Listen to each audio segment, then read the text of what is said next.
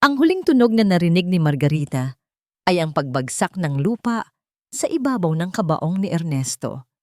Bawat pala ng lupa ay parang isang martilyong pumupukpok sa kanyang puso, nag-iiwan ng basag na hindi na kailanman mabubuo. Natapos na. Ito na ang wakas. Napayuko siya, hinayaang takpan ng itim na belo ang kanyang mukha habang sunod-sunod na pumatak ang kanyang mga luha. Sa tabi niya, nakatayo ang dalawa niyang anak, sina Carlo at Enrico. Matatatangkad, makikisig, mga lalaking ipinagmamalaki niya sa lahat. Ngunit ngayon, habang sinusulyapan niya sila, isang kakaibang lamig ang kanyang naramdaman. Walang mababakas na emosyon sa kanilang mga mukha. Ni isang butil ng luha ay wala. Ang kanilang mga mata ay nakatuon sa ibaba. Pero ang kanilang mga kamay ay abala sa kanilang cellphone. Para bang isa lamang itong abala sa kanilang araw, isang obligasyong kailangang tapusin para makabalik na sila sa kanilang mga importanteng buhay. Biglang nag-vibrate ang cellphone sa loob ng kanyang palad. Sa unay hindi niya ito pinansin. Marahil ay isa lamang sa mga kaibigan niyang nagpapaabot ng pakikiramay. Ngunit nang muli itong umulit, dahan-dahan niyang itinaas ito. Isang numero na hindi rehistrado sa kanyang contacts. Binuksan niya ang mensahe at ang mga salitang nabasa niya ay tila isang kidlat na gumising sa kanyang nanlulumong diwa. Buhay ako, huwag kang magtiwala kahit kanino. Naramdaman ni Margarita ang panlalamig ng kanyang buong katawan. Napahigpit ang hawak niya sa cellphone. Ang kanyang mga daliri ay nanginginig. Binasa niya itong muli at muli. Ang mga letra ay hindi nagbabago, ngunit ang kahulugan nito ay sumisigaw. Pilit na sinisira ang pader ng pagdadalamhati na kanyang itinayo. Hindi, hindi maaari. Isang masamang biro, isang taong walang puso na gustong paglaruan ang kanyang nararamdaman. Ngunit habang tinitingnan niya ang kanyang mga anak, na ngayon ay abala ng nag-uusap tungkol sa presyo ng stock market, bumalik sa kanyang alaala ang lahat. Ang pagmamadali nilang ayusin ang libing, ang pagtanggi nilang gawin ang otopsiya dahil malinaw naman daw na aksidente, ang pagiging abala nila sa mga papeles sa halip na sa pagluluksa para sa sarili nilang ama. Naalala niya ang huling gabi nila ni Ernesto. Masaya sila, nagtatawanan, nagpaplano para sa kanilang ika-40 anibersaryo. Maglalakbay tayo, mahal, sabi ni Ernesto habang hawak ang kanyang kamay. Pupuntahan natin ang lahat ng lugar na pinangarap mo. Ang tawa ng kanyang asawa ay umaalingaw-ngaw pa rin sa kanyang isipan. Paanong ang isang taong puno ng buhay at pangarap ay bigla na lang mawawala sa isang iglap? Nagsimula ng maglakad palayo ang mga tao. Lumapit si Carlos sa kanya. Ang mukha ay seryoso, ngunit walang bahid ng kalungkutan. Ma, let's go. Marami pa tayong aasikasuhin. Pinanginginig pa rin. Ipinakita ni Margarita ang cellphone sa kanyang panganay. Carlo, tingnan mo to, may nag-text. Sinulyapan lang ni Carlo ang screen at isang inis na buntong hininga ang kumawala sa kanya. Ma, ano ba? Baka kung sino lang yan na gustong manggulo. Maraming ganyang klase ng tao ngayon. Huwag mo nang pansinin, yan, you're just stressing yourself. Pero anak, ma, putol ni Enrico, mas malumanay ang boses pero may diin. You're tired, you're grieving, normal lang na kung ano-ano ang naiisip mo. Please, let's just go home, kailangan mong magpahinga. Kinuha nila ang braso ng kanilang ina at inalalayan siyang maglakad palayo sa libingan ng kanilang ama. Para sa iba, ito ay isang larawan ng mga mapagmahal na anak. Ngunit para kay Margarita, ang pagkakahawak nila ay parang mga posas, malamig, at nakakulong. Hindi na siya umimik pa sa buong biyahe pauwi. Ang bawat isa ay tahimik sa loob ng sasakyan, ngunit ang isip ni Margarita ay sumisigaw. Ang mga salita sa text message ay paulit-ulit na umiikot sa kanyang ulo, kasabay ng mga alaala, kasabay ng mga pagdududa. Pagdating sa kanilang malaking bahay, Ang bawat sulok ay nagpapaalala sa kanya kay Ernesto. Ang kanyang upuan sa sala, ang kanyang tasa ng kape, ang kanyang mga libro, ang bigat sa kanyang dibdib ay lalong tumindi. Dumiretso siya sa kanilang silid, sa lugar kung saan ligtas dapat ang kanyang pakiramdam. Ngunit ngayon, pati ang kwarto nila ay parang hawla. Naupo siya sa gilid ng kama at muling binasa ang mensahe, "Buhay ako." Kung totoo ito, nasaan siya? Bakit hindi siya nagpapakita? Huwag kang magtiwala kahit kanino. Kahit kanino? Kasama ba doon ang sarili niyang mga anak? Napailing si Margarita. Imposible. Mga anak niya iyon. Mahal na mahal nila ang kanilang ama. Pero bakit ganoon na lang ang reaksyon nila kanina? Bakit parang baliwala lang ang isang mensaheng dapat sana ay nagbigay sa kanila ng kahit katiting na pag-asa? Habang hawak niya ang kanyang cellphone, umaasang may darating pang kasunod, isang panginginig ang muling gumapang sa kanyang buong katawan. Hindi ito takot. Ito ay isang bagay na mas malalim. Isang katotohanang nagsisimulang mabuo sa gitna ng kanyang pagkalito. Muling nag-vibrate ang kanyang cellphone. Halos mabitawan niya ito sa gulat. Isang bagong mensahe mula sa parehong numero. Huwag mong hayaang makremate ang bangkay. Hanapin mo ang totoong insurance policy. Parang apoy ang mga salita sa screen ng cellphone. Sinusunog ang bawat hibla ng katiwasayan sa loob ni Margarita. Huwag mong hayaang makremate. Hanapin mo ang totoong insurance policy. Ang plano ay bukas ng umaga. Mabilis, maayos. Iyon ang sabi ni Carlo, para daw hindi na tumagal ang paghihirap nilang lahat. Pero ngayon, ang bilis na yun ay parang isang pagmamadali upang pagtakpan ng isang bagay na madilim. Huminga siya ng malalim, pinunasan ang mga huling bakas ng luha sa kanyang pisngi. Ang pagdadalamhati ay kailangang maghintay. Pinalitan ito ng isang bagong damdamin. Isang determinasyon na may halong takot. Dahan-dahan siyang bumaba ng hagdan. Naabutan niya ang kanyang mga anak sa sala. Seryosong nag-uusap habang nakatingin sa kanilang mga laptop. Ang mga boses nila ay pamilyar, ngunit ang kanilang mga salita ay tungkol sa negosyo, sa pera, sa mga bagay na tila napakalayo sa katotohanang kamamatay lang ng kanilang ama. Tumikim siya para makuha ang kanilang atensyon. Sabay silang napalingon, ang kanilang mga mukha ay nagpapakita ng bahagyang pagkairita sa pagkakaistorbo. Carlo, Enrico, simula ni Margarita, pinipilit na maging kalmado ang kanyang boses. May gusto sana akong hilingin. What is it, ma? Tanong ni Carlo, hindi man lang inaalis ang tingin sa kanyang screen. Tungkol sa cremation bukas, sa tingin ko, hindi ko pa kaya. Napayuko siya, ginagamit ang sariling kalungkutan bilang sandata. Masyadong mabilis, hindi pa handa ang puso ko na tuluyan siyang mawala. Pwede bang bigyan niyo muna ako ng ilang araw? Nagkatinginan ng magkapatid. Isang mabilis na palitan ng tingin na hindi maintindihan ni Margarita. Ma, napag-usapan na natin to. Sabi ni Carlo, ang boses ay walang pasensya. Everything is arranged. Mas lalo ka lang mahihirapan kung patatagalin pa natin. Carlo, pakiusap. Giit ni Margarita. Hinayaan niyang mangilid ang mga luha sa kanyang mata. Para sa akin, para sa papa ninyo, kailangan ko pa ng panahon. Bumuntong hininga si Enrico at lumapit sa kanya, hinawakan ang kanyang balikat. Sige na kuya, pagbigyan na natin si mama. Kung yun ang makakabuti sa kanya, sino ba naman tayo para tumanggi? Okay ma, we'll cancel it for now. Take all the time you need. Ang mga salita ni Enrico ay malambing, ngunit ang haplos niya ay malamig. Ngumiti si Margarita bilang pasasalamat. Isang ngiting hindi umabot sa kanyang mga mata. Salamat, mga anak. Umakyat siyang muli sa kanyang silid. Ang puso niya ay kumakabog. Nagtagumpay siya sa unang hakbang. Ngayon, kailangan niyang hanapin Ang sinasabing insurance policy. Hinintay niya ang hating gabi.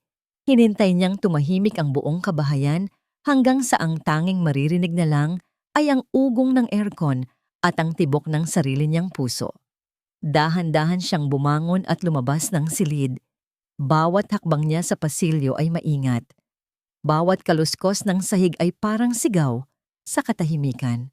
Huminto siya sa tapat ng isang pinto, ang study room ni Ernesto, ang kanyang santuwaryo. Pinihit niya ang seradura at pumasok sa loob. Ang amoy ng mga lumang libro at ng paboritong pabango ni Ernesto ay sumalubong sa kanya. Napapikit siya sandali. Pakiramdam niya ay isa siyang magnanakaw na nanloob sa sarili niyang pamamahay. Saan niya sisimulan? Ang study room ay puno ng mga dokumento. Ngunit ang nag-text ay nagsabing totoong insurance policy na nangangahulugang mayroong peke. At ang mga bagay na itinatago ay hindi basta-basta iniiwan sa kung saan lang. Lumuhod siya sa harap ng malaking lamesa ni Ernesto. Ang kanyang mga kamay ay nanginginig habang binubuksan ang mga drawer, mga sulat, mga resibo, mga papeles ng negosyo. Walang kakaiba. Hanggang sa napansin niya ang isang maliit na susi na nakadikit sa ilalim ng mesa. Halos hindi makita. Alam niya ang susing iyon. Ito ang susi para sa personal na drawer ni Ernesto. Ang drawer na hindi nito binubuksan kapag may ibang tao. Ginamit niya ang susi at bumukas ang nakatagong drawer. Sa loob, may isang manipis na folder na kulay brown. Walang label, walang kahit anong marka. Ang puso ni Margarita ay parang gustong kumawala sa kanyang dibdib. Kinuha niya ang folder at binuksan ito. Ang unang pahina ay isang life insurance policy. Ang pangalan, Ernesto de Leon. Ang petsa, 1 buwan lang ang nakalipas at ang halaga, napasinghap si Margarita. 50 million pesos. Ang kanyang mga mata ay mabilis na hinanap ang pangalan ng mga benepisyaryo. Carlo de Leon, Enrico de Leon, wala ang pangalan niya. Isang kirot ang tumusok sa kanyang puso. Bakit? Bakit hindi siya isinama ni Ernesto? Sunod niyang tiningnan ang mga bank statement na kasama sa folder. Mga account ni Ernesto sa bangko. At doon, nakita niya ang mga ito. Sunod-sunod na malalaking withdrawal, 500,000 pesos, 1 million, 2 milyon. Lahat ay naganap sa loob ng huling 2 buwan. Walang paliwanag, walang memo, tanging mga petsa at halaga. Ang huling tiningnan niya ay ang pirma ni Ernesto sa insurance policy. Pamilyar ito, ngunit may kakaiba, may mali. Tumayo siya at kinuha ang isang maliit na baul sa estante. Sa loob nito ay ang mga pinakamahahalaga nilang alaala. Kinuha niya ang kanilang marriage contract, isang dokumentong halos 40 taon na ang tanda. Ipinatong niya ito sa tabi ng insurance policy. Pinagkumpara niya ang 2 pirma. Ang pirma sa marriage contract ay buo. May tiwala sa bawat kurba. Ang pirma sa insurance policy ay malapit dito, halos perpekto. Ngunit para sa isang asawang kabisado, ang bawat galaw ng kanyang kabiyak, nakita niya ang pagkakaiba. Ang dulo ng letrang O ay hindi kasing bilog. Ang pagkakasulat ng I ay medyo nanginginig, parang pinilit. Ito ay isang magaling na imitasyon, pero imitasyon pa rin. Hawak niya ang 2 papel, ang patunay ng kanilang nakaraan at ang posibleng ebidensya ng isang karumal-dumal na kasinungalingan. Ang bigat ng katotohanan ay unti-unting lumulunod sa kanya. Biglang bumukas ang pinto. Napatayo si Margarita sa gulat. Ang mga papel ay muntik ng malaglag mula sa kanyang mga kamay. Nakatayo sa may pintuan si Carlo. Ang kanyang mga mata ay matalim. Nakatuon sa folder na hawak ng kanyang ina. "Ano yan, ma?" tanong niya. Ang boses ay malamig at puno ng akusasyon. "Bakit mo pinapakialaman ang mga gamit ni Papa?" Ang katahimikan sa study room ay mabigat, halos nakakabingi. Naramdaman ni Margarita na umakyat ang lahat ng dugo sa kanyang mukha habang nakatitig si Carlo sa mga papel na hawak niya. Ang kanyang panganay, ang unang nagbigay sa kanya ng titulong ina.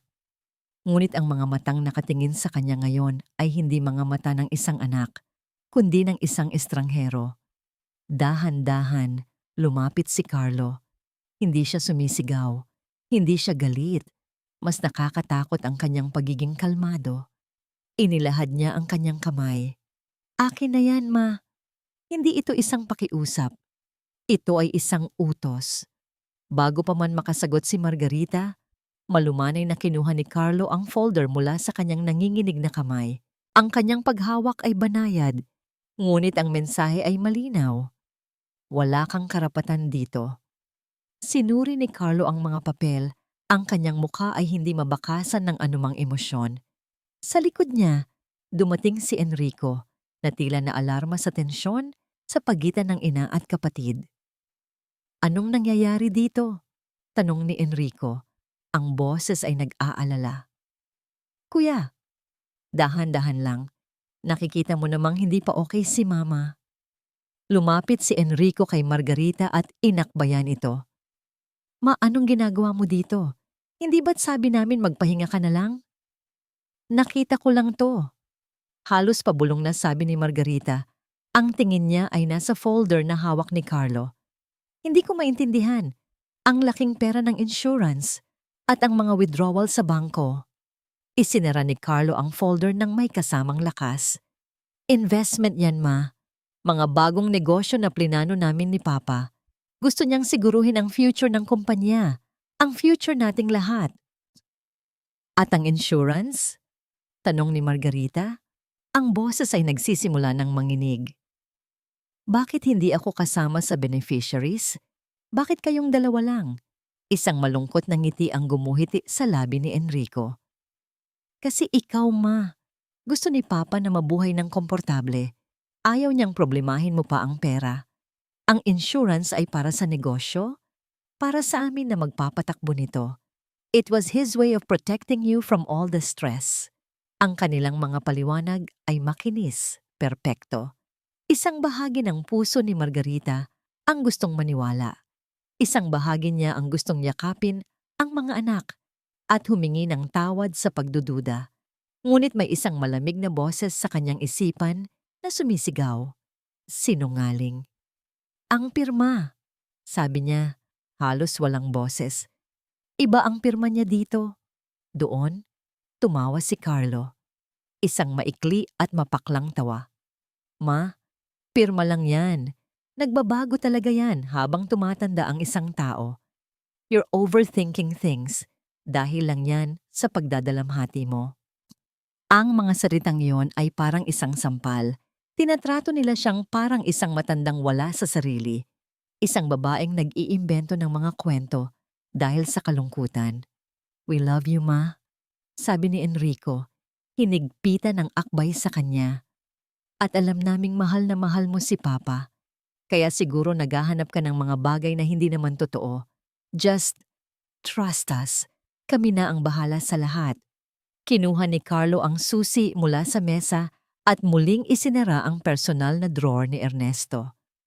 Ang lahat ng ebidensya ay muling nakatago. Pagkatapos ay lumingon siya kay Margarita. Isang babala ang mababakas sa kanyang mga mata.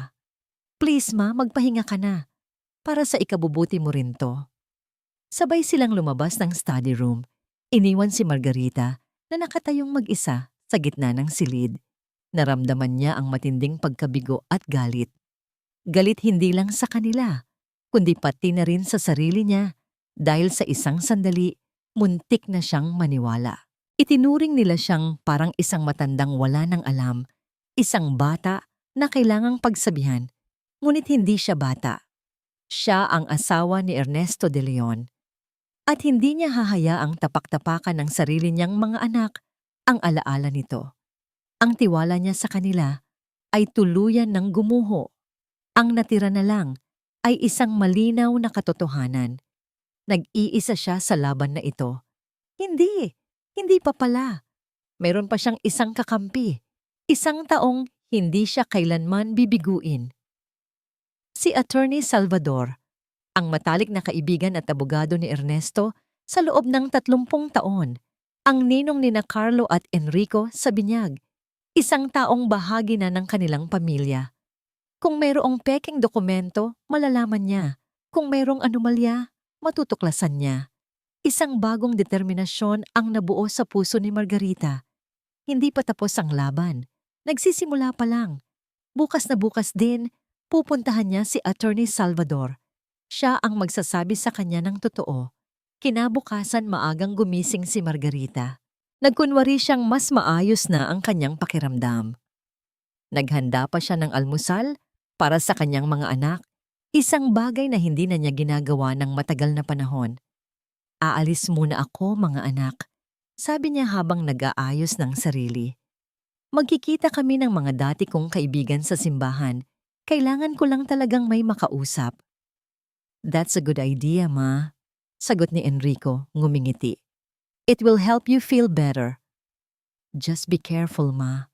Call us if you need anything. Dagdag ni Carlo, ang tingin ay nasa kanyang cellphone pa rin. Tumangulang si Margarita at umalis. Bawat hakbang palayo sa bahay ay isang hakbang palapit sa katotohanan.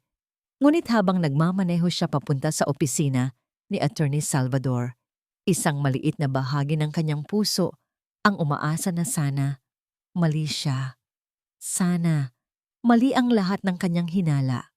Ang law office ni Attorney Salvador ay nasa isang lumang gusali sa Makati. Pamilyar sa kanya ang lugar. Ang amoy ng katad at lumang papel.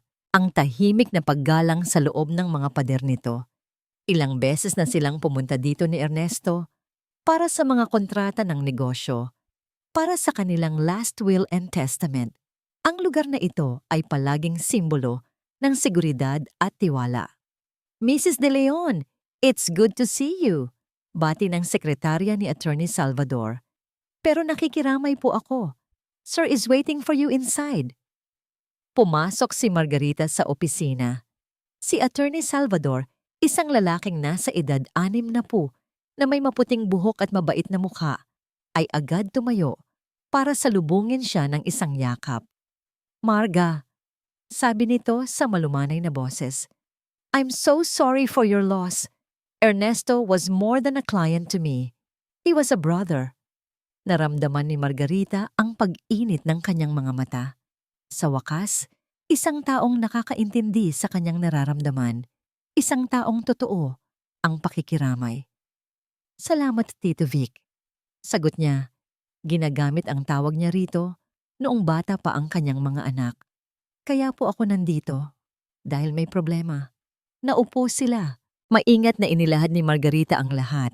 Ang mga mensahe sa cellphone, ang pagmamadali ng mga anak niya, ang insurance policy, ang mga kahina-hinalang withdrawal, at ang pirma.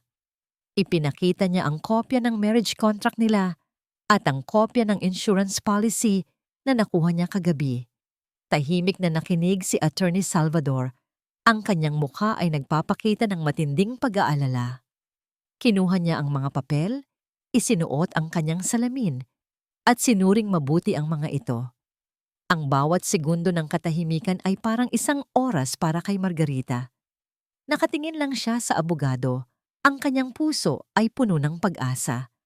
Siya ang magpapatunay na hindi siya nababaliw. Siya ang kanyang magiging kakampi. Pagkatapos ng ilang minuto, inalis ni Attorney Salvador ang kanyang salamin at bumuntong hininga. Tumingin siya kay Margarita nang may awa sa kanyang mga mata. Marga, simula niya, naiintindihan ko ang pinagdadaanan mo. Grieving can make us see things, make us doubt everyone around us. It's a normal part of the process. Pero ang pirma, Tito Vic, giit ni Margarita. Tingnan mo, iba, hindi ba? Muling tiningnan ng abogado ang mga papel. May kaunting pagkakaiba, oo. Pero normal yan, Marga. Ernesto was getting older. At saka, itong insurance policy. Ako mismo ang kasama niya noong inayos niya to. Naalala ko pa nga ang sinabi niya. Sabi niya, Vic, kailangan kong siguruhin ang kinabukasan ng mga anak ko. Sila ang magpapatuloy ng lahat ng pinaghirapan ko. Parang binuhusan ng malamig na tubig si Margarita. Anong ibig mong sabihin? Ang ibig kong sabihin, Marga, sabi ng abogado. Ang boses ay malumanay ngunit pinal. Ay legal at lehitimo ang dokumentong ito. Walang anumang mali dito. Hindi. Hindi maaari. At ang mga withdrawal? Tanong ni Margarita. Ang boses ay basag na. Ang milyon-milyong nawala sa bangko? As far as I know, those were for business expansions that he and the boys planned. Sagot ni Attorney Salvador. Ernesto was so proud of Carlo and Enrico. He trusted them completely with the company. Naramdaman ni Margarita na gumuho ang kanyang mundo. Ang huling taong pinagkakatiwalaan niya. Ang huling pader na kanyang sinasandalan. Wasak na. Si Attorney Salvador, kasama rin nila. Tumayo siya. Ang kanyang mga binti ay parang gustong bumigay. Ang boses ng abogado ay tila nanggagaling sa malayo. Patuloy na nagsasalita tungkol sa pagluluksa at pagtanggap. Salamat, attorney. Yun lang ang nasabi niya. Ang mga salita ay walang kabuhay-buhay. Tawagan mo lang ako kung may kailangan ka, Marga. Anytime. Lumabas si Margarita ng opisina. Ang kanyang pag-iisip ay blangko. Ang dating ligtas na lugar ay isa na palang bitag. Ang bawat ngiti, bawat yakap, ay isang kasinungalingan. Naglakad siya na parang isang robot, pabalik sa kanyang sasakyan. Wala na siyang mapupuntahan.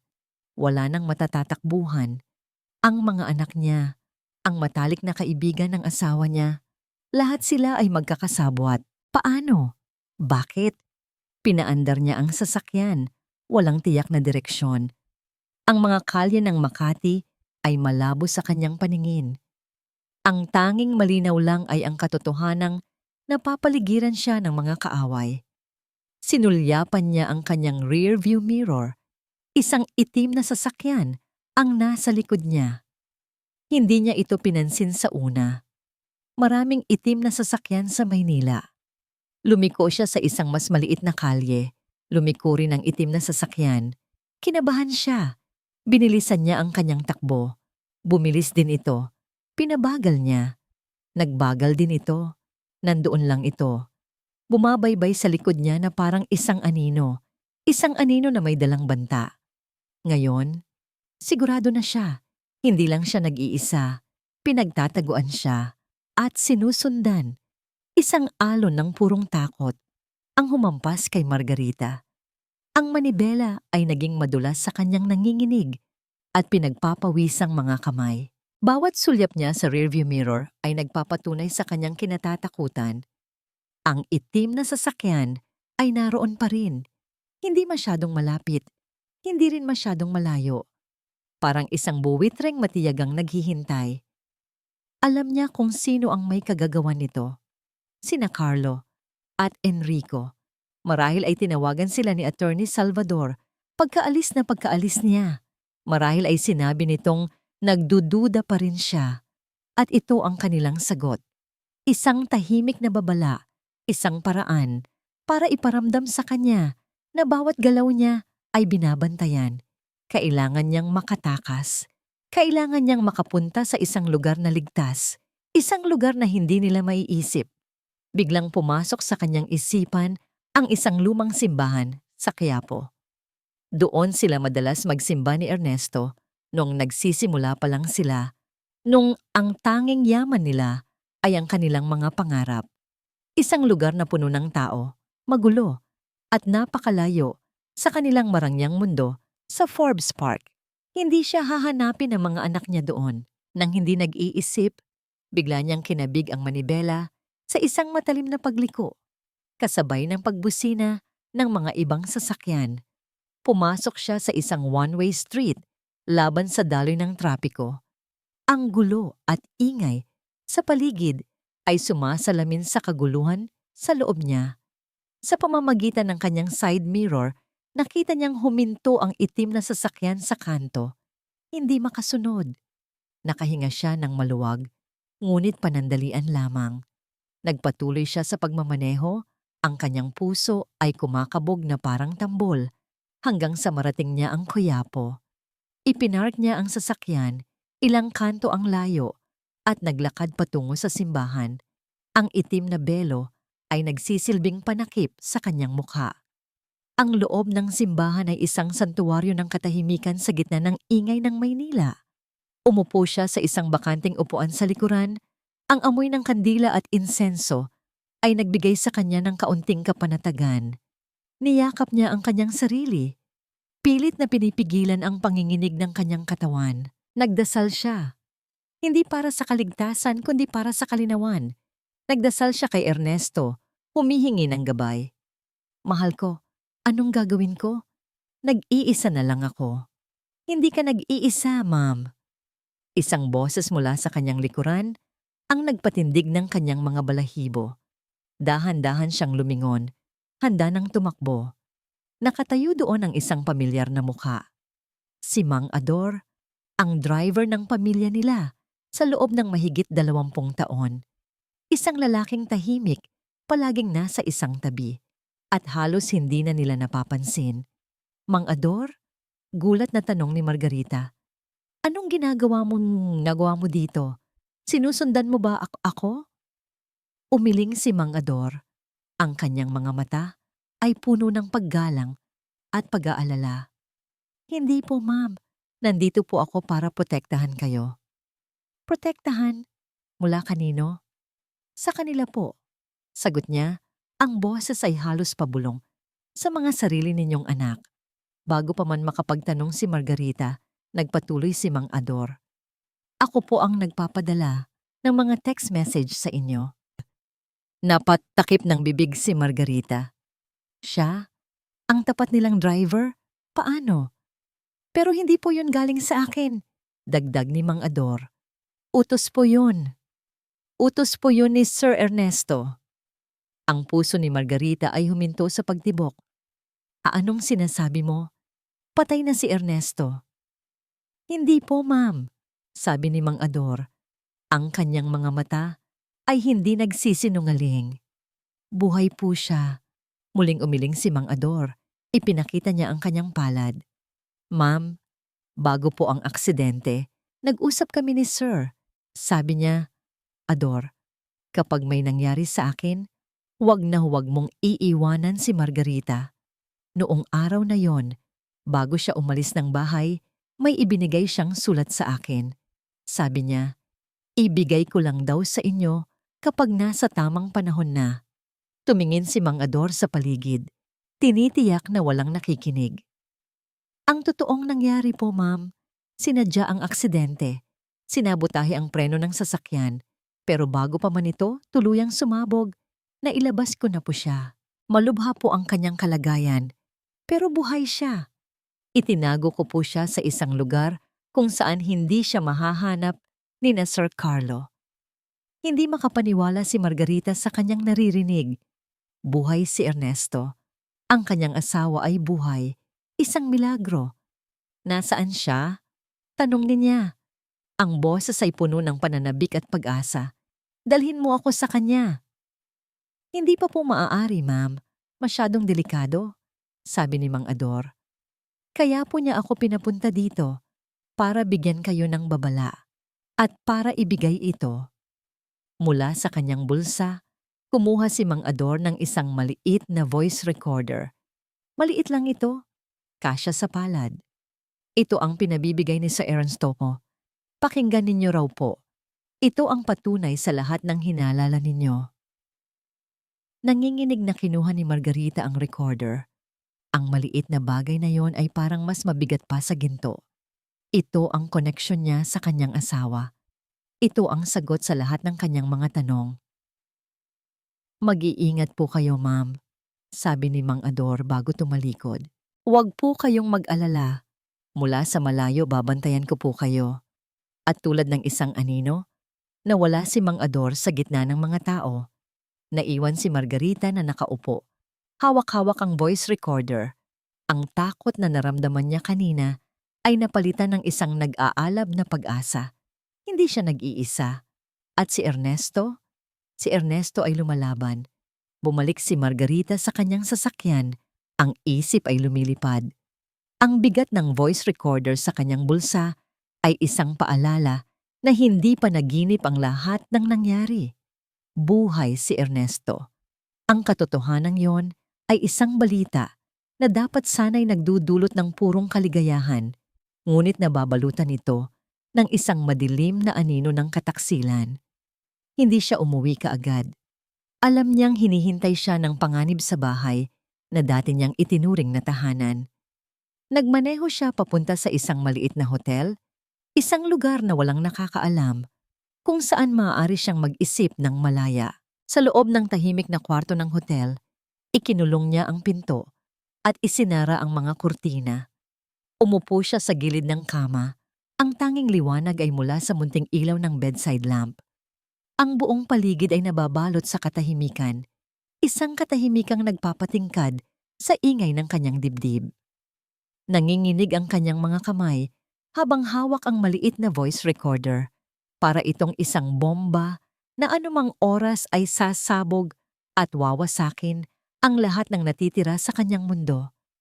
Huminga siya ng malalim, pinindot ang play button at ipinikit ang kanyang mga mata. Isang mahinang kaluskos ang unang narinig.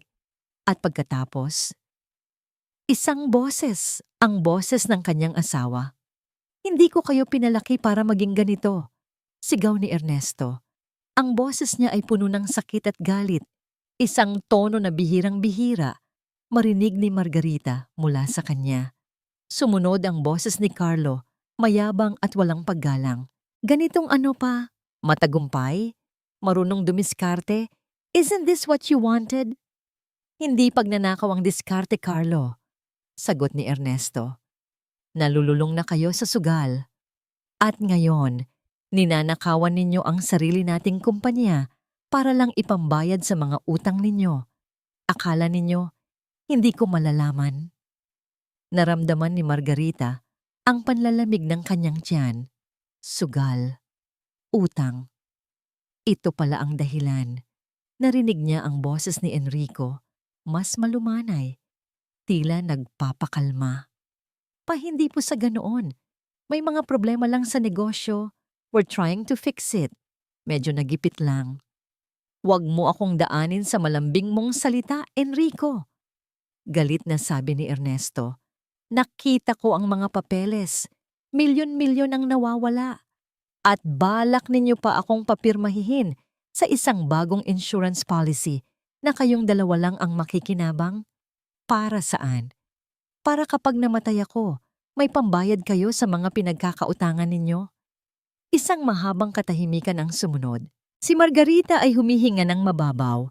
Ang bawat salita ay parang kutsilyong sumasaksak sa kanyang puso. Pagkatapos, nagsalita muli si Carlo, at sa pagkakataong ito, ang kanyang boses ay malamig at walang emosyon.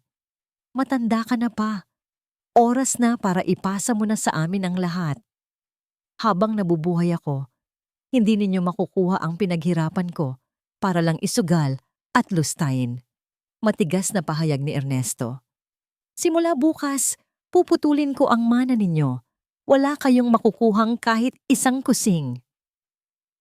Ang huling mga salita ni Ernesto ay sinundan ng isang nakakabiinging katahimikan. At pagkatapos, narinig ni Margarita ang pangungusap na tuluyang dumurog sa kanyang kaluluwa. Ang boses ay kay Carlo, mahinahon, ngunit puno ng kamandag. "Kung hindi namin makukuha sa santong dasalan, kukunin namin sa santong paspasan." Nagtapos ang recording. Ang natira na lang sa kwarto ay ang tunog ng humihikbing babae. Napahagulolo si Margarita, hindi dahil sa sakit ng kataksilan, kundi dahil sa sakit ng pagiging isang ina. Ang mga boses na iyon ang mga boses ng mga sanggol na dati niyang kinakarga. Iyon ang mga boses ng mga batang tinuruan niyang magdasal. Iyon ang mga boses ng mga anak na minahal niya nang higit pa sa kanyang buhay. Paano sila naging mga halimaw? Saan siya nagkamali? Hinayaan niyang bumuhos ang lahat ng luha, ang lahat ng sakit. Nakaupo siya sa dilim, yakap-yakap ang sarili, isang ina na nawalan hindi lang ng asawa, kundi ng 2 anak. Biglang tumunog ang kanyang cellphone. Ang ingay nito ay parang isang putok ng baril sa katahimikan at napatalon siya sa gulat. Tiningnan niya ang screen. Ang pangalan ni Enrico ay kumikinang dito. Napatitig siya sa cellphone, ang kanyang paghinga ay nanginginig. Alam niya na kailangan niyang sagutin. Alam niyang kailangan niyang magpanggap. Ngunit paano? Paano niya kakausapin ang isa sa mga taong nagplano ng pagpatay sa kanyang asawa? Sa huling ring, pinilit niyang pakalmahin ang sarili. Pinunasan ang kanyang mga luha at sinagot ang tawag. "Hello, anak?" Sabi niya, sinusubukang gawing normal ang kanyang boses. "Ma, nasaan ka?" Tanong ni Enrico. Ang boses ay puno ng pag-aalala. Isang pekeng pag-aalala. "Okay ka lang ba dyan? Kanina ka pa namin tinatawagan. Nag-aalala na kami sa'yo." Naramdaman ni Margarita ang pag-akyat ng yelo sa kanyang mga ugat. Ang nag-aalalang boses ni Enrico sa kabilang linya ay isang perpektong maskara, isang kasinungalingan na binalot sa pagmamahal ng isang anak. Ngunit ngayon, alam na niya ang katotohanan. Narinig na niya ang tinig ng demonyo sa likod ng anghel na yon. Huminga siya ng malalim, pinilit na alisin ang panginginig sa kanyang boses. "Pasensya na, anak. Nandito lang ako sa isang kaibigan. Medyo nalito lang ako sa lahat ng nangyayari. Kailangan ko lang mapag-isa." Isang saglit na katahimikan. "Okay, ma. We understand. Pero umuwi ka na, please. Nag-aalala na talaga kami ni kuya." "Pauwi na ako," sagot niya. Ang bawat salita ay parang lason sa kanyang dila. "Mag-usap tayo pagdating ko." Ibinaba niya ang tawag at napasandal sa pader. Kailangan niyang bumalik. Kailangan niyang pumasok muli sa lungga ng mga ahas. Ngunit sa pagkakataong ito, hindi na siya ang kawawang tupa. Ngayon, isa na siyang mangangaso na nag-aabang ng tamang pagkakataon. Pag-uwi niya sa bahay, sinalubong siya ng kanyang 2 anak. Ang kanilang mga mukha ay puno ng pag-aalala. Ngunit sa likod ng mga matang yon, nakita ni Margarita ang kanilang tunay na kulay. Nakikita niya ang kasakiman. "Ma, thank God you're home," sabi ni Enrico, sabay yakap sa kanya. Malamig ang yakap na yon, walang buhay. Umupo sila sa hapagkainan. Si Margarita, sa unang pagkakataon, ang nanguna sa usapan. Tumingin siya sa kanyang mga anak. Ang kanyang mga mata ay sinadya niyang pamugain, na parang galing sa mahabang pag-iyak. "Mga anak," simula niya, ang boses ay basag. "Gusto kong humingi ng tawad." Nagkatinginan sina Carlo at Enrico, halatang nagulat. "Patawarin ninyo ako sa pagdududa ko sa inyo." Patuloy niya. "Mali ako. Ang pagluluksa. Kung ano-ano ang ipinapasok sa isip ko. Nakita ko ang mga papeles. Nakita ko ang mga numero. At gumawa ako ng mga kwento sa isip ko na hindi naman totoo. Patawarin ninyo ang nanay ninyo." Ang epekto ay agaran. Ang tensyon sa mukha ni Carlo ay biglang nawala. Napalitan ng isang mapagbigay na ngiti. Si Enrico naman ay lumapit at hinawakan ng kanyang kamay. "Ma, it's okay," sabi ni Carlo. "Naiintindihan namin. We've been under a lot of stress. Ang importante, ma, ay magkakasama tayo." Dagdag ni Enrico. "We need each other, lalo na ngayon, no?" Isang nagtatagumpay na sulyap ang ipinukol ni Carlo kay Enrico. Akala nila, panalo na sila. Akala nila, ang kanilang ina ay muli na nilang napaikot sa kanilang mga daliri. Ito na ang pagkakataon ni Margarita. "Kaya, gusto kong bumawi sa inyo," sabi niya. Pinipilit ngumiti. "Para matapos na ang lahat ng ito, para makuha na ninyo ang perang kailangan ninyo para sa negosyo. Tulungan ko na kayong ayusin ang mga papeles para sa insurance. Ako na ang pipirma sa lahat ng kailangan para mapabilis ang proseso." Ang mga mata ng kanyang mga anak ay nagningning. Ito ang mga salitang pinakahihintay nilang marinig. "Talaga, ma?" Halos hindi makapaniwalang tanong ni Carlo. Oo, anak, sagot ni Margarita. Para sa papa ninyo, para sa kinabukasan ninyo. Pagkatapos ng hapunan, inilabas nila ang sandamakmak na dokumento. Habang nagpapaliwanag sila tungkol sa mga waivers at claim forms, pasimpleng inilagay ni Margarita ang kanyang cellphone sa ilalim ng isang magazine sa mesa. Pinindot niya ang record button. So ito ma, pipirmahan mo lang to para ma-authorize si Attorney Salvador na siya na ang direktang makipag-usap sa insurance company. Paliwanag ni Carlo habang nakaturo sa isang papel.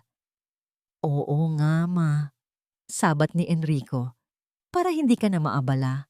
Once ma-release yung 50 million, mababayaran na natin agad yung mga utang natin sa mga investors. Alam mo na, para tuloy-tuloy ang tiwala nila sa atin. Ang bawat salita nila ay karagdagang ebidensya. Ang bawat pangungusap ay isa pang pako sa kanilang sariling kabaong. Matapos ang isang oras ng pagpapanggap, umakyat na si Margarita sa kanyang silid. Pakiramdam niya ay pagod na pagod siya, hindi sa pisikal, kundi sa emosyonal. Ang pagsuot ng maskara sa harap ng sarili niyang mga anak ay mas mabigat pa sa anumang pasanin. Nakahiga na siya sa kama nang may marinig siyang boses sa labas ng kanyang pinto. Boses ni Carlo, kausap sa telepono. Dahan-dahan siyang bumangon, idinikit ang kanyang tainga sa malamig na kahoy ng pinto. Hindi, sigurado na to. Bumigay na siya. Pumayag ng pumirma sa lahat, sabi ni Carlo sa mahinang boses. Oo, malapit na. Malapit na nating makuha ang pera. Kailangan na lang nating tapusin ang isa pang problema. Isang sandaling katahimikan. At pagkatapos, narinig ni Margarita ang mga salitang tuluyang nagpaguho sa anumang natitirang pag-asa sa kanyang puso. Si Mama. Ang mga salitang yon, si Mama, ay tumagos sa pinto. Dumiretso sa puso ni Margarita na parang isang punyal na yari sa yelo. Ang huling hibla ng pag-asa na baka sakaling nagkakamali siya, na baka may natitira pang kabutihan sa kanyang mga anak, ay bigla na lang naputol. Siya na ang susunod. Hindi siya sumigaw, hindi siya umiyak. Ang matinding takot ay nagbigay daan sa isang nakakakilabot na kalinawan. Tapos na ang pagpapanggap. Tapos na ang pagiging biktima. Kung kamatayan ang laro na gusto nilang laruin, sisiguraduhin niyang hindi lang siya ang tataya. Sa kalaliman ng gabi, nang sigurado siyang tulog na ang lahat, kinuha niya ang burner phone na bigay ni Mang Ador. Nanginginig ang kanyang mga daliri habang tinatype niya ang mensahe. Alam na nila, ako na ang isusunod. Kailangan na nating kumilos. Ilang minuto lang, dumating ang sagot. Alam ko, may plano si Sir. Sundin ninyo ang lahat ng sasabihin ko. Huwag kayong matakot, mainam. Hindi namin kayo pababayaan. Ang mga sumunod na tagubilin mula kay Mang Ador ay malinaw at detalyado. Isang plano na mapanganib. Isang sugal na ang kanyang buhay ang nakataya. Ngunit wala na siyang ibang pagpipilian. Kinabukasan, ang ambiyansa sa almusal ay kakaiba. Masaya sina Carlo at Enrico. Ang kanilang mga ngiti ay malapad. Ang kanilang mga boses ay magaan. Para silang mga taong nanalo sa loto. Ma, may sorpresa kami sa'yo, masayang sabi ni Carlo habang naglalagay ng pagkain sa plato ni Margarita. Talaga? Tanong ni Margarita. Pinipilit na maging interesado. Oo, sabi ni Enrico. Nabook ka namin para sa isang weekend getaway sa isang spa and resort sa Tagaytay. Para makapag-relax ka naman. You deserve it, Ma. Sobra ka nang napagod. Napatingin si Margarita sa kanyang anak. Sa likod ng maamong mukha ni Enrico, nakita niya ang imahe ng isang berdugo. Ang spa and resort ay ang kanilang magiging berduguhan. Doon nila balak tapusin ang lahat. Ngumiti siya, isang ngiting kasing tamis ng lason. Napakabuti ninyo talagang mga anak. Salamat. Bago umalis, nagpaalam siyang pupunta muna sa kanyang silid upang mag-ayos. Sa loob ng kwarto, kinuha niya ang isang papel at nagsulat ng isang maikling liham. Ernesto, mahal ko, kung nababasa mo ito, ibig sabihin ay nagtagumpay ako o nabigo. Ano man ang mangyari, gusto kong malaman mo na ginawa ko ang lahat para sa'yo, para sa hustisya. Huwag kang mag-alala sa akin. Ang tanging hiling ko lang ay mabuhay ka. Ipagpatuloy mo ang laban. Nagmamahal, Margarita. Itinupin niya ang sulat at itinago ito sa ilalim ng kanilang unan, sa lugar kung saan madalas matulog si Ernesto. Isang huling paalam. Bumaba siya ng hagdan, dala ang isang maliit na overnight bag. Handa na siya. Ako na ang maghahatid sa'yo, ma. Presinta ni Carlo. Kinuha ang bag mula sa kanya. Para sigurado akong makakarating ka ng ligtas. Ligtas. Isang mapait na ngiti ang halos gumuhit sa labi ni Margarita. Sumakay siya sa magarang kotse ni Carlo. Habang umaandar sila palayo sa bahay, napatingin siya sa bintana. Ang mga pamilyar na kalye, ang mga puno, ang mga bahay, lahat ay parang isang panaginip na malapit ng magwakas. Ayon sa plano, dapat ay may isang sasakyan si Mang Ador na nakabuntot sa kanila mula sa malayo. Sinulyapan niya ang rearview mirror. Ang puso niya ay kumakabog sa pag-asa at takot. Wala. Wala siyang makitang sasakyan. Nag-iisa lang sila sa kalsada. Sinulyapan niya ulit. Baka nagkamali lang siya ng tingin. Pero wala talaga. Walang kotse ni Mang Ador. Walang backup. Walang tulong na darating. Ang plano ay nagbago. O mas masahol pa, ang plano ay nabigo. Napahigpit ang hawak ni Margarita sa kanyang bag. Ang malamig na pawis ay nagsimulang mamuo sa kanyang noo. Habang binabaybay nila ang highway patungo sa kanilang destinasyon, isang nakakatakot na katotohanan ang bumalot sa kanya. Nag-iisa siya. Nag-iisa siyang kasama ng kanyang anak na papatay sa kanya. Ang biyahe papuntang Tagaytay ay ang pinakamahabang biyahe sa buhay ni Margarita. Bawat kilometrong tinatakbo ng sasakyan ay 1 kilometrong papalapit sa kanyang kamatayan. Ang katahimikan sa loob ng kotse ay nakakabingi. Pinupuno lamang ng mahinang tunog ng radyo. Si Carlo ay kalmadong nagmamaneho. Paminsan-minsan ay ngumingiti sa kanya. Isang ngamong ngiting nagpapadala ng kilabot sa buong katawan ni Margarita. Walang Mang Ador. Walang backup. Nag-iisa siya. Ngunit ang takot ay napalitan na ng isang mapanganib na kapayapaan. Kung ito na ang kanyang katapusan, haharapin niya ito ng may dignidad. Haharapin niya ito bilang si Margarita de Leon.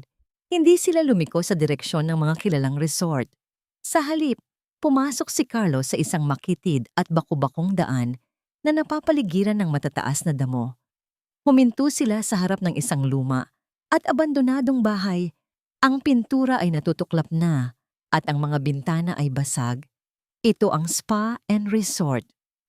Nandito na tayo, ma, sabi ni Carlo. Ang boses ay walang anumang emosyon. Bumaba sila ng sasakyan. Sa loob ng bahay naghihintay na si Enrico at, sa kanyang pagkagulat, si Attorney Salvador.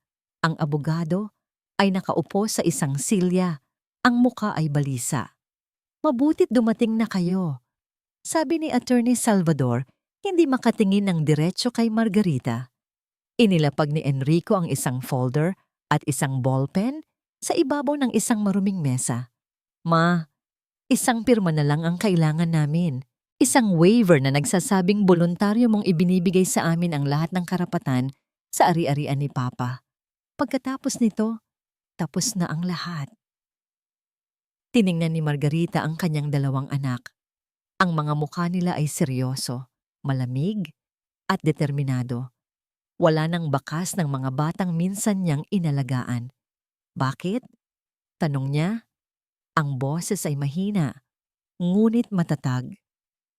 Hindi pa ba sapat ang insurance? Pati ang mga pinaghirapan naming mag-asawa. Kukunin ninyo? Pera lang yan, ma. Sagot ni Carlo, walang pakialam. mga bagay na napapalitan. Ang importante ay ang kinabukasan namin. At paano ang kinabukasan ko? Isang malungkot na ngiti ang gumuhit sa labi ni Enrico. I'm sorry, ma, pero masyado ka ng maraming alam. Iyon na.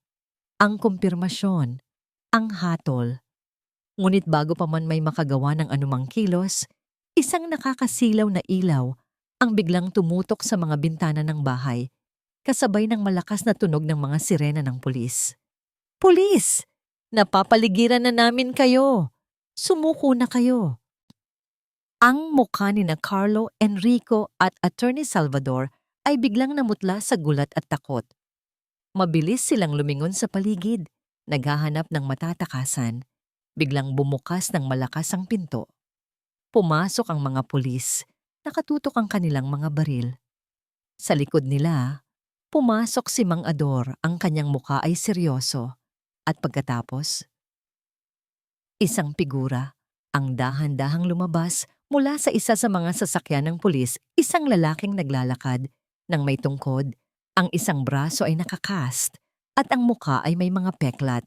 Ngunit sa kabila ng lahat ng iyon, ang kanyang mga mata ay matalim at puno ng determinasyon. Si Ernesto. Papa! Halos pabulong na, sabi ni Enrico, hindi makapaniwala sa kanyang nakikita. Napatulala si Carlo. Ang kanyang pagiging kalmado ay biglang gumuho, napalitan ng purong sindak. Si Margarita ay napaluha, hindi dahil sa takot, kundi dahil sa labis na kagalakan at ginhawa. Buhay ang kanyang asawa. Nandito siya. Carlo, Enrico, sabi ni Ernesto. Ang boses ay mahinahon, ngunit may bigat ng isang bundok. Tapos na ang laro ninyo. Ipinakita ng isang pulis ang mga voice recorder, ang isa mula kay Margarita at isa pang nakatago sa sasakyan ni Carlo na pasimpleng inilagay ni Mang Ador habang ito'y nakapark sa bahay. Lahat ng pag-uusap ninyo, lahat ng plano ninyo, narinig namin, sabi ni Mang Ador. Nawala sa sarili si Carlo.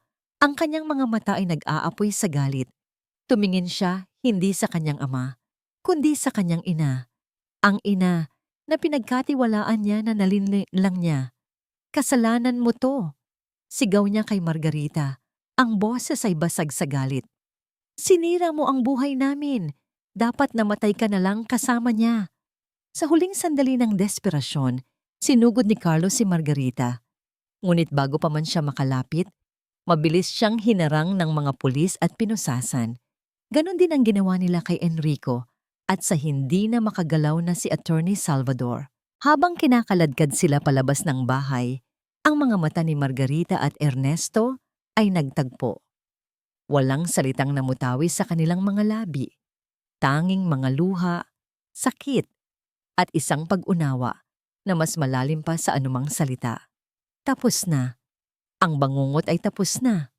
Lumipas ang ilang buwan. Ang ingay ng mga sirena, ang sigawan, at ang malamig na bakal ng posas ay napalitan ng payapang tunog ng mga alon na humahampas sa dalampasigan. Ang malaking mansyon sa Forbes Park ay naibenta na. Masyadong malaki, masyadong puno ng mga alaala ng kataksilan. Pinalitan nila ito ng isang simpleng bahay sa tabi ng dagat sa Batangas. Isang lugar kung saan ang hangin ay malinis at ang abot tanaw ay malawak. Nakaupo si Margarita sa kanilang balkonahe, hawak ang isang mainit na tasa ng tsaa. Pinapanood niya si Ernesto na dahan-dahang naglalakad sa buhanginan. Wala na ang tungkod, ngunit may kaunting pilay pa rin sa kanyang paglakad. Isang permanenteng paalala ng kanilang pinagdaanan. Ang balita tungkol sa paglilitis ay madalas nilang nakikita sa telebisyon. Carlo, Enrico and Attorney Salvador were found guilty, habang buhay na pagkabilanggo para sa magkapatid dahil sa attempted parricide at frustrated murder. Mas mababang sentensya para sa abogado bilang isang kasabwat. Ang hustisya ay naibigay na, ngunit ang tagumpay ay may kasamang pait. Minsan, binisita ni Margarita ang kanyang mga anak sa kulungan. Isa lang. Hindi para magpatawad, hindi pa niya kaya, kundi para sa isang huling pamamaalam. Nakita niya sila sa likod ng isang makapal na salamin. Wala na ang yabang sa mukha ni Carlo. Wala na ang malambing na ngiti ni Enrico. Ang natira na lang ay dalawang lalaking walang laman ang mga mata. Walang pagsisisi, tanging galit dahil nabigo ang kanilang plano. Sana masaya ka na, malamig na sabi ni Carlo, hindi man lang tumitingin sa kanya. Hindi sumagot si Margarita. Tumalikod na lang siya at umalis.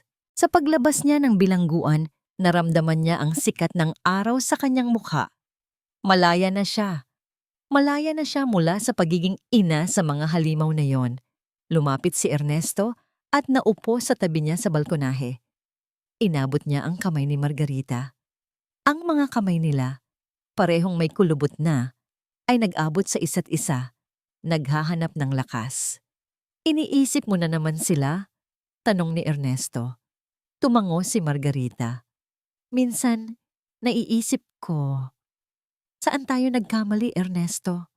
Isang mahabang katahimikan ang namagitan. Tumingin si Ernesto sa malayong karagatan.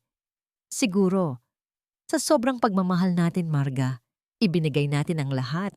Kaya akala nila, karapatan nilang kunin ang lahat. We taught them how to be rich, but we forgot to teach them how to be human. Ang mga salita niya ay puno ng katotohanan. Masakit pero totoo. Pero hindi na natin yun problema ngayon. Dagdag ni Ernesto, mas mahigpit ang hawak sa kamay niya. Ang problema na lang natin ay kung anong ulam ang lulutuin mo para sa hapunan. Isang maliit na ngiti ang sumilay sa labi ni Margarita, ang una sa mahabang panahon. Kahit ano, basta kasama kita. Mananatili ang mga peklat. Ang sakit ng pagtataksil ng sarili mong dugo ay isang sugat na marahil ay hindi na tuluyang maghihilom.